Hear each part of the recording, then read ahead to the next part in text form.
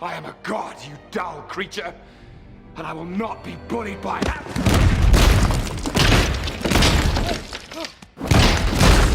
The first season of Disney Plus's Loki has just dropped onto viewers' screens. This series will release one episode per week, and the first episode has already aired. This is the first MCU series that focuses on a villain, and given the God of Mischief's popularity with Marvel fans, the decision to give this particular villain his own spin-off is no surprise. The huge fanbase that this cheeky character has amassed is in no small part due to a genius bit of casting, with charismatic English actor Tom Hiddleston starring in the role. Owen Wilson also stars as an agent for the Time Variance Authority, called Mobius. So what do we think you need to know about Loki? Keep on watching to get all the gossip on this new Disney Plus series, plus some spoilers and future predictions. But before we get into the video, don't forget to leave a like and subscribe to the channel with the notifications turned on so you don't miss any of the new videos we post. Up first, what is Loki all about? Loki will follow this character through 6 episodes as he helps the Time Variance Authority, or TVA, catch a killer. He does this because the TVA catches him and puts him on trial for crimes against time. So by helping them catch this time-hopping killer, he will repay his debt to society. But there's a twist. There is a variant Loki creating trouble in the timeline, a single timeline that the TVA has made, one to stop wars. So in other words, no more multiverse. Could the variant Loki be the killer? Next, what does Tom Hiddleston have to say about the character he plays? Hiddleston first found fame with the English television serial The Night Manager. Then he played Loki for a staggering 10 years. Now he has his very own Marvel spin-off. In an interview with The Verge, Hiddleston explained that he thinks this show will be all about Loki finding his own identity. Given that the Norse myths about the god of mischief depict him as a cunning trickster, with the ability to change gender and appearance, there is no wonder this dude suffers from an identity crisis. Ultimately, given Loki does what he wants when he wants, and now he cannot because of the TVA, Hiddleston says that this series will see Loki dig deep to discover whether or not he actually has free will or if it all has just been an illusion all along. Next, all about Episode 1. This episode basically functions as creating a framework for the remaining series. It is in this episode that the function, the work, and the goal of the Time Variance Authority are established. The TVA has made time into one linear projection, rather than having all of these offshoots. Offshoots cause chaos, and chaos brings war. So ultimately, the TVA wants to avoid this, and part of their process is to capture and punish those who defy their laws. Enter Loki. This episode begins with him escaping from 2012 after the final events of Avengers Endgame. He manages to make off with the Tesseract, a blue glowing cube that can hold the Space Stone, and in this iteration can help Loki jump around in space. At the TVA, Loki finds himself in a Mongolian desert, where in front of some astonished locals, some TVA heavies open a portal and arrest him. He tries to use his powers to escape, but the arresting officers knocks him out with some kind of electric cattle prod type device and slaps a tracking dog collar around his neck. They then take him back to the TVA headquarters, which judging by the decor looks like it's set in the 1970s, but the vista outside the building indicates this place is way more advanced. Loki is duly processed by the staff at the TVA, and all the while he remains disbelieving that his powers don't work there. A cartoon video called Miss Minutes explains to Loki what the TVA does, and that anyone who subverts time is a criminal in their eyes. So Loki finds himself before the judge. He tries to lay the blame on the Avengers, but the judge isn't buying it. Loki is found guilty of his crimes against time. Meanwhile, Owen Wilson, appearing as a TVA special agent called Mobius M,